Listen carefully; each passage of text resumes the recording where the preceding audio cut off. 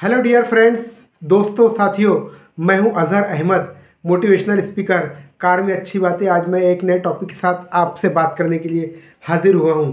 जैसा कि आपने थंबनेल में देखा, 2025 का शेर। अब हमें 2025 का शेर बनना है। मैं आपको एक कहानी सुनाना चाहता हूं। ये कहानी बहुत ही इंटरेस्टिंग है। आप इसे ध्यान से सुनिए और वीडियो को लास्ट तक देखिए, ताकि 2025 हमारी ज़िंदगी में वो टर्निंग पॉइंट साबित हो कि जिसके बाद में हमारी लाइफ बन जाए। हम जिस भी फील्ड में काम कर रहे हो, उस फील्ड में हम कामयाब हो जाए। और ये उसी वक्त हो सकता है जब हम अपनी बातों को, अपने एक्शन को इस डायरेक्शन में डालते हैं कि उसके बाद में हमें फिर किसी चीज़ की ज़रूरत नहीं पड़ती है। और हम देखते हैं हमें एक्शन टेकर बनना चाहिए। आज मैं आपको एक ऐसी कहानी सुनाने वाला हूँ कि जिसको सुनने के बाद में आप समझ जाएंगे कि आप क्या कर सकते हो। एक जंगल की कहानी है। एक जंगल में क्या होता है कि बहुत सारे एनिमल्स होते हैं। वहाँ कैमल भी होता है, वहाँ ऊँट भी होता है, वहाँ पर चीता भी होता है, वहाँ पर शेर भी होता है, वहाँ पर बर्ड्स भी होते हैं, और वहाँ पर जो है हिप्नोपोटामस भी होता है।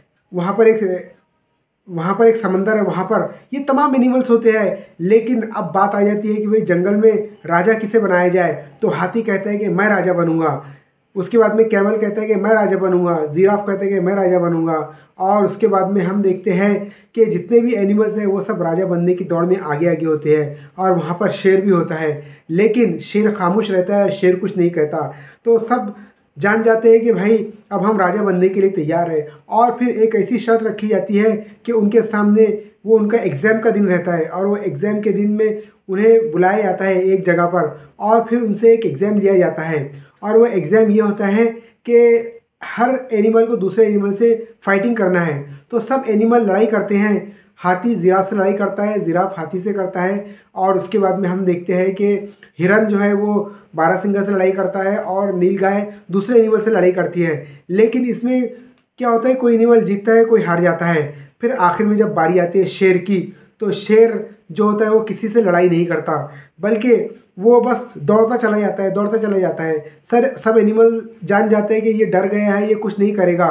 फिर अचानक क्या होता है कि वहाँ पर सब एनिमल्स रात में सो जाते हैं, और सोने के बाद में फिर ये होता है कि वहाँ पर एक बहुत बड़े डायनासोर की आवाज़ सुनाई देती है। और डायनासोर जब आता है तो सब एनिमल्स उसको देखते हैं, और देखने के बाद में एकदम से उससे डर जाते हैं, और सब अपने अपने जहाँ पर उनका सोने का रास्ता है या जहाँ पर वो रहते हैं वहाँ चले जाते हैं। उसके बाद में किसी के समझ में नहीं आता कि भाई इससे मुकाबला कौन करे। लेकिन शेर वहाँ पर कहीं भी नज़र नहीं आता है। अचानक एक ट्री से शेर जंप मारता है और उस डायनासोर के सामने आ जाता है, और आने के बाद में उसे गुर्राता है, उसकी आंखों में देखता है। और ये देखने के बाद में एकदम से उस डायनासोर पे शेर हमला कर देता है। जैसे ही शेर हमला करता है तो डायनासोर समझता है कि इतनी छोटी बिल्ली है और मुझ पर हमला कर रही है। और उसके बाद में उसे लगता है कि ऐसे बहुत सारे शेर हैं जो मुझे मार डालेंगे, और ये देखकर वो डायनासोर वहाँ से भाग जाता है।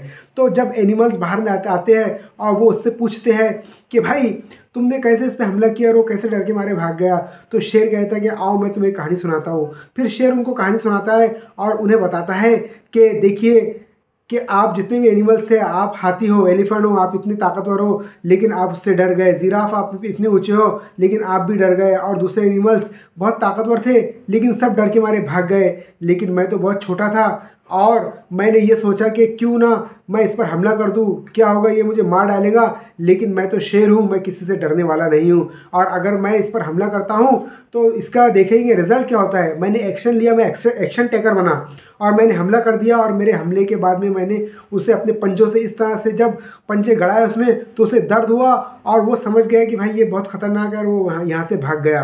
तो ये मेरी हिम्मत थी। भले ही मैं छोटा सा हूँ, लेकिन मेरी हिम्मत से आगे बढ़ा और मैंने उस पर हमला कर दिया।